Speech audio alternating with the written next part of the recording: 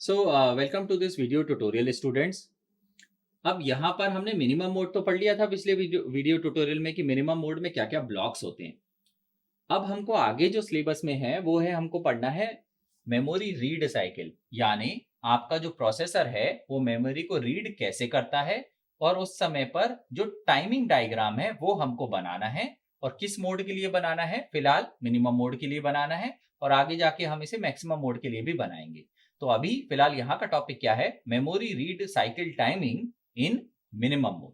ठीक, तो प्रोसेसर के अंदर पहले भी हमने कई बार चर्चा करी है कि टी स्टेट्स होती हैं। तो यहाँ पे आपको दिख रहा होगा कि एक T1 स्टेट है, ये एक क्लॉक साइकिल हो गई, फिर T2 स्टेट है, फिर T3 है, फिर TW है वेट स्टेट, और फिर आपका T4 स्टेट है। अब इन सभी स्टेट्स के अंदर कुछ ना कुछ सिग्नल, जो हमारा ALE सिग्नल है, multiplex address and status lines हैं, रीड सिग्नल है, डेटा इनेबल है, DT ऑब्लिक R बार सिग्नल्स है, इन सभी सिग्नल्स की वैल्यू कहीं पे हाई होगी, कहीं पे लो होगी इन्हीं ब्लॉक्स के अंदर। तो वो हमको ड्रॉ करना है और इसको आपको रिलेट करना पड़ेगा आपके उस ब्लॉक से जो हमने मिनिमम मोड में ब्लॉक डायग्राम बनाया था वहां से। ठीक, तो सबसे पहले हम शुरुआत करते हैं। अगर मेरा प्रोसेसर जो है वो मेमोरी को रीड कर रहा है तो यहाँ पर अपन एक छोटा सा डायग्राम यहाँ पे बना लेते हैं कि मेरे पास में मेरा 8086 है और 8086 जो है वो क्या कर रहा है आपका, it is connected to a memory. ठीक है, it is connected to a memory. तो मेमोरी जो है वो आपकी यहाँ पर आ गई। कोई भी रैम हम अज्यूम कर लेते हैं, रोम भी हो सकती है, कोई दिक्कत नहीं। ठीक, और इन दोनों के बीच में दो ब्लॉक्स आपके लगा होते हैं। वो पहला ब्लॉक आपका होता है लैच और दूसरा जो ब्लॉक होता है वो होता है आपका ट्रांस रिसीवर। ठीक, लैच का काम क्या होता है वो आपको पता ही है, multiplex address and data bus को एड्रेस बस में कन्वर्ट करना। Multiplex address and data bus को डेटा बस में कन्वर्ट करता है ट्रांस रिसीवर और एड्रेस में कौन कन्वर्ट करता है, लैच। अब इस पूरी प्रोसेस को समझते हैं अपन। तो सबसे पहले जब मेरे को मेमोरी को रीड करना है तो मेमोरी को हमको क्या देना पड़ेगा कि किस एड्रेस पर हमें रीड करना है। यानी पहला काम क्या है, आपको मेमोरी को एड्रेस सप्लाई करना। ठीक, अब ये जो एड्रेस है वो कहां से निकल रहा है, वो इस रैम तक पहुंच रहा है वाया दिस लैच। तो यहां पर क्या है, मेरी एड्रेस लाइन से A0 से लेके A19 तक और इस 8086 से एक सिग्नल आता है जिसका नाम है ALE। तो ALE वाली लाइन की वैल्यू जब भी आपकी 1 होती है, whenever this ALE is 1, that means ये लैच पर आपका वैलिड एड्रेस अवेलेबल है। मतलब प्रोसेसर और लैच के बीच में जो कनेक्शन है वहां पर फिलहाल क्या है, एड्रेस है। तो आपको क्या, आपका प्रोसेसर जो है वो क्या करता है, जब भी एड्रेस प्लेस करेगा तो ALE वाली पिन की वैल्यू कितनी कर देगा, वो 1। और वो किस स्टेट में करता है, T1 स्टेट में करेगा। तो T1 स्टेट के अंदर आपको यहाँ पे ALE सिग्नल की वैल्यू कितनी मिलेगी, 1 मिलेगी। अब इस ALE सिग्नल से क्या क्या मतलब निकलते हैं। तो इसका पहला मतलब होता है कि जो मल्टीप्लेक्स एड्रेस और जो स्टेटस लाइन्स है मेरी, कौन कौन सी लाइन्स है मेरी, जस्ट मैं वर्बली बोल देता हूं, A16S3 से लेके A19S7 तक, उन सभी लाइंस पर जो है वो क्या होगा, फिलहाल एड्रेस होगा। और साथ में BHE बार जो सिग्नल है वो क्या होगा, आपका एक्टिव होगा। ठीक है, तो ये यहां से चलता है और यहां पर फिलहाल क्या है, BHE बार सिग्नल है मेरे पास में। और BHE बार सिग्नल के अलावा मेरे पास में क्या है, आपका एड्रेस है। ADD एडिशन नहीं है, वो एड्रेस है। ठीक, यहां पे आ गए आप। और T1 खत्म होते होते ये जो है ये वापस से चेंज हो जाएगा। किस में चेंज होगा वो अभी थोड़ी देर से बात करेंगे। ठीक, अभी मेरे को सिर्फ और सिर्फ कौन सी एड्रेस लाइंस मिली है, A16 से लेके A19 तक मिली है। तो ये तो 4 ही एड्रेस लाइंस हुई।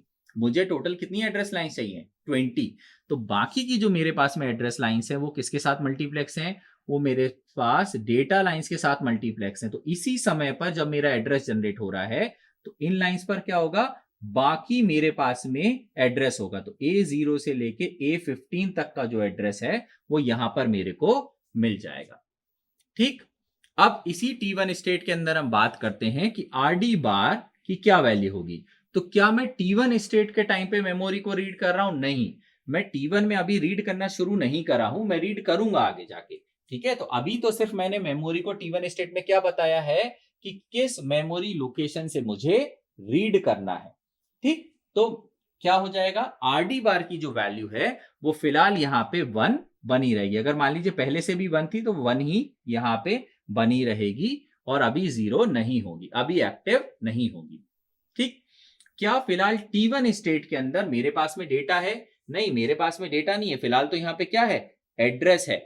तो मैंने एक और पिन जो है, एक और सिग्नल मैं आपको याद दिला दूं, which is DEN bar. DEN बार क्या होता है, डेटा इनेबल बार। और डेटा इनेबल बार की वैल्यू अगर आपकी 0 होती है, मतलब multiplex address and data bus पे क्या मिलेगा, डेटा मिलेगा।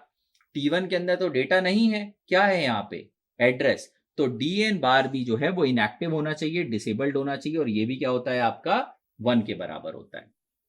ठीक, यहां तक आपको समझ में आया होगा। लास्ट जो सिग्नल है वो है आपका DT/R बार।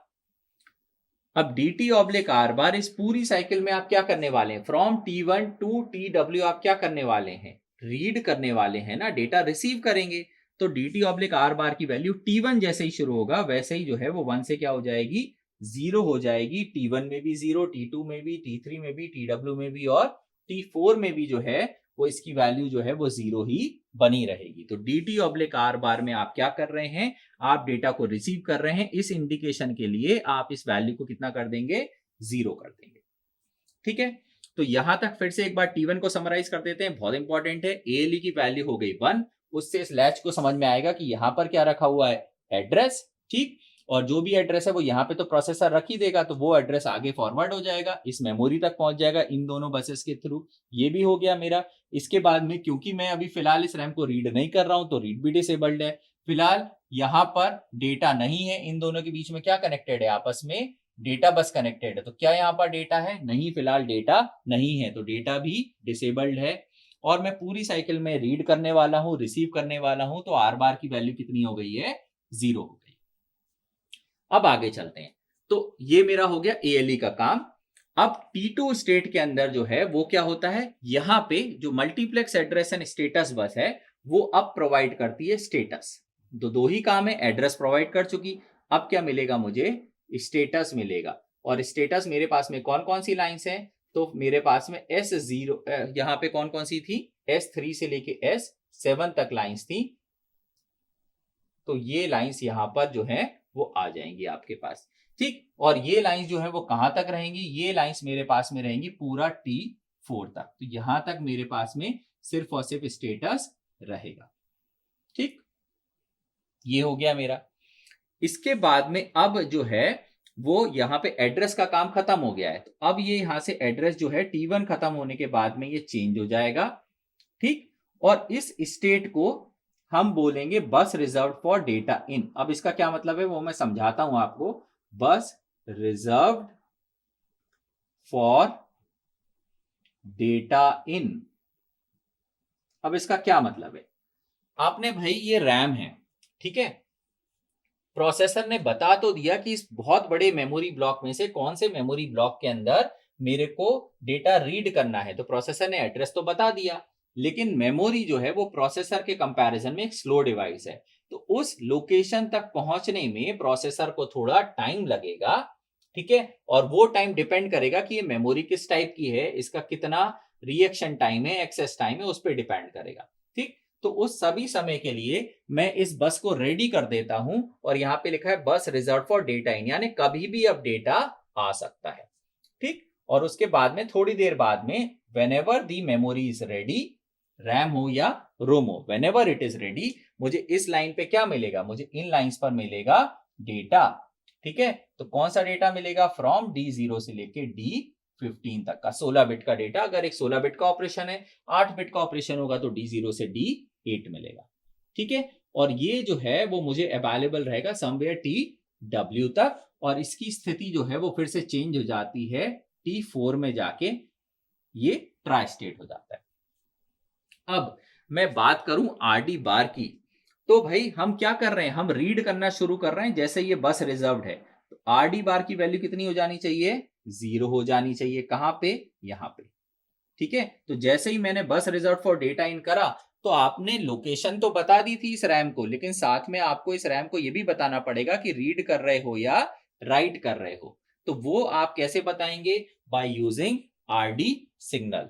ठीक, तो RD सिग्नल जैसे ही लो हुआ, इस रैम को पता चल गया कि जो मेमोरी एड्रेस मुझे पहले मिला था वहां पे रीड ऑपरेशन परफॉर्म होना है, यानी मेरे को डेटा ढूंढ के प्रोसेसर की डेटा बस पे रख देना है। तो ये रैम क्या करेगी, एड्रेस पहले आ गया, इसे रीड सिग्नल मिल गया, ये अब उस मेमोरी लोकेशन पे चले गए, उस मेमोरी लोकेशन पे लेट से लिखा हुआ था F1, तो वो F1 कहाँ आ जाएगा मेरा, इस डेटा बस पे यहाँ पे आ जाएगा। ठीक है, अब ये पूरा समय जब में डेटा ट्रांसफर हो सकता है, उस पूरे समय पर आरडी की वैल्यू कितनी बनी रहेगी, आपकी 0 बनी रहेगी। और यहां कहीं जाके जब हम फिर से इसको चेंज कर रहे हैं तो वापस से इसकी वैल्यू कितनी हो जाएगी, आपकी 1 हो जाएगी। ठीक है, ये हो गया मेरा। इसके बाद में है डेटा इनेबल। तो यार बिल्कुल डेटा तो इनेबल कर ही रहे हैं आप। इस पूरे समय पर जब आप डेटा जो है डेटा बस पे अवेलेबल है या बस रिजर्व्ड है, तो आपको इस ट्रांस रिसीवर को 8086 को ये बताना पड़ेगा कि भाई अब आपको डेटा देना है। तो वो कैसे बताएंगे, बाय DEN बार। तो DEN बार की वैल्यू कितनी हो जाएगी, 0। किस समय पर, जब भी डेटा की बात कर रहे हैं तो DEN बार की वैल्यू जो है वो आपकी 0 हो जाएगी, इस पूरे ड्यूरेशन में 0 ही रहेगी। ठीक है, जब तक आप रीड ऑपरेशन परफॉर्म कर रहे हैं उस पूरे ड्यूरेशन में इसकी वैल्यू 0 रहेगी और आगे जाके ये 1 हो जाएगी।